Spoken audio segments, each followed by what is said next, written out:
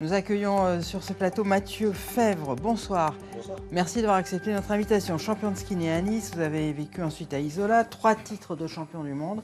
On va en reparler, une médaille de bronze aux Jeux. Vous avez annoncé récemment que vous arrêtiez votre carrière. Alors vous avez commencé très jeune, presque 20 ans de carrière.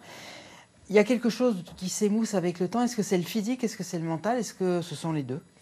Alors pour moi, j'ai la chance que c'était pas le physique, ni le mental dans l'absolu. Je dirais c'était plus avoir eu une sensation en fait d'avoir accompli ce que je voulais dans ma carrière, et donc j'avais un petit peu moins de sens à mes entraînements, à mes compétitions. Donc c'était un petit peu plus compliqué pour moi de vraiment prendre du plaisir à faire ce sport. Donc après une longue réflexion, après des saisons un petit peu compliquées, j'ai décidé effectivement d'arrêter ma carrière. Alors, on va voir votre médaille olympique. C'était le bronze dans le géant des Jeux de Pékin en 2022. On va voir le podium, en fait. Qu'est-ce qui se passe dans votre tête à ce moment-là? Est-ce que vous ne vous dites pas, par exemple, ça peut sembler évident qu'il y a autre chose, il y a l'argent, il y a l'or, qu'il faut continuer pour ça? Oui, c'est une évidence. Après, c'est vrai que cette journée-là, elle avait été très compliquée, avec des conditions météo qui étaient, je pense, très...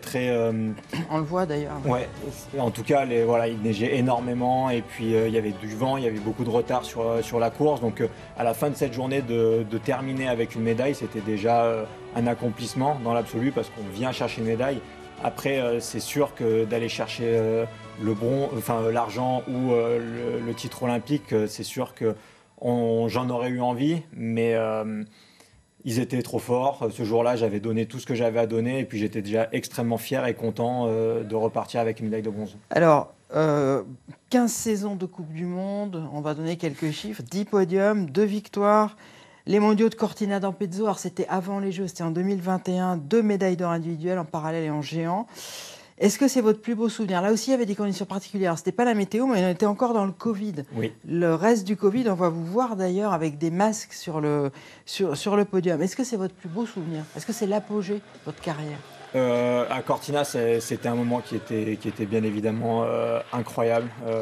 Je sortais d'une saison qui n'était pas évidente en début d'hiver. Je suis arrivé avec une envie de réussir ces championnats du monde, et en fait ce jour-là et ces deux courses-là, que ce soit le parallèle ou le géant, il faisait grand beau, les conditions de neige elles étaient juste splendides. Et ces jours-là, j'ai fini avec la médaille d'or, donc c'est-à-dire que je ne pouvais pas aller plus haut, et effectivement, c'était des émotions qui resteront gravées à jamais, comme la médaille de bronze aux Jeux Olympiques. Alors, il y a un thème aussi qu'il faut aborder, ce sont les risques. Ouais. Vous n'avez jamais eu de blessures très graves, vous avez été blessé, mais pas très grièvement.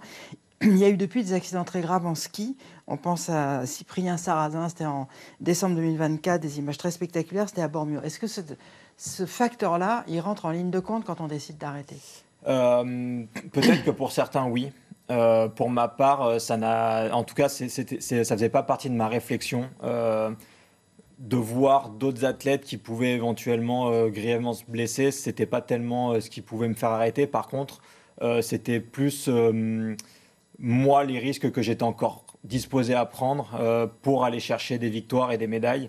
Quand on est jeune, quand on n'a encore pas forcément le palmarès qu'on désire, on est capable et on souhaite prendre ces risques pour aller chercher les plus beaux résultats possibles.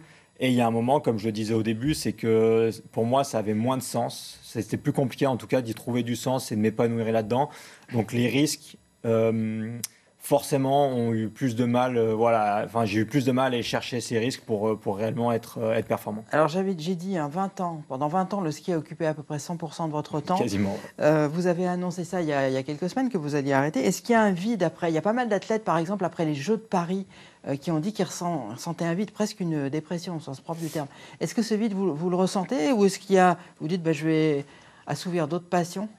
Je pense que c'est un petit peu ce qui s'est passé pour ma part après les Jeux Olympiques de Pékin, où j'ai eu un petit peu cette période alors je ne sais pas si c'est de dépression, mais en tout cas où je me demandais qu'est-ce qui me restait à aller chercher encore dans le sport, etc. Par contre, ma réflexion sur l'arrêt de carrière était mûrement réfléchie. C'est pas un coup de tête, Non, en fait, c'est pas du tout un coup de tête. Et c'est pour ça que, bien évidemment, que j'ai eu cette crainte de l'après, de me dire qu'il y aurait beaucoup de temps à combler et qu'il y avait un grand vide qui allait s'ouvrir. Mais petit à petit, en fait, je me suis rendu compte qu'il y avait beaucoup de choses à faire, qu'il y avait plein de nouvelles choses à découvrir et qu'aujourd'hui, je suis pleinement là-dedans, donc je m'ennuie très peu. C'est l'heure des questions. Thibaut, est-ce qu'il y en a ce soir? Elles sont nombreuses, effectivement, les questions. Bonsoir Mathieu. Bonsoir. Des questions notamment sur l'après. Adrien, qui habite Val-de-Blore, d'abord, qu'est-ce qui vous motive aujourd'hui après une carrière si intense? Je suis encore en train de le chercher. Je suis encore en train de le chercher, c'est-à-dire que j'ai annoncé la fin de ma carrière il n'y a pas si longtemps que ça, même si tout l'été, je savais que potentiellement, je ne reprendrais pas. Mais aujourd'hui, comme je le disais, c'est que j'ai aussi envie de découvrir des nouvelles choses, de voir un peu toutes les opportunités que les gens vont pouvoir me proposer pour savoir un petit peu s'il y a quelque chose qui peut me motiver tout autant que le ski m'a motivé durant ces dernières 20 années. Alors Pascal, qui habite Cannes-la-Boca, qu'est-ce que cela fait d'être un jeune retraité bien mérité? Et justement, est-ce que vous n'auriez pas envie de devenir consultant sportif, notamment, ou s'occuper d'associations sportives aussi? Ça peut être des pistes à explorer, bien évidemment. Je vais rester dans le milieu du sport, ça c'est une évidence parce que ça m'a tellement apporté et j'en suis tellement reconnaissant. Maintenant, exactement la forme que ça pourra prendre, je ne sais pas. Allez, il y en a encore 3, il faut aller vite. Gaston, qui habite Nice, est-ce que vos proches ont compris votre décision? Il a fallu leur expliquer un petit peu, mais bien sûr qu'ils l'ont compris et je pense qu'ils sont complètement d'accord avec ça. Charles, hein, non, moi, j'enchaîne. Moi. Charles, qui habite Villefranche, ressens-tu un manque de la compétition ou au contraire un soulagement? Non, aujourd'hui, là tout de suite, non, je ressens pas du tout le manque de la compétition. Bon, et ben voilà, il a répondu à presque toutes les questions. Merci J'en avais encore. beaucoup Mathieu Febvre.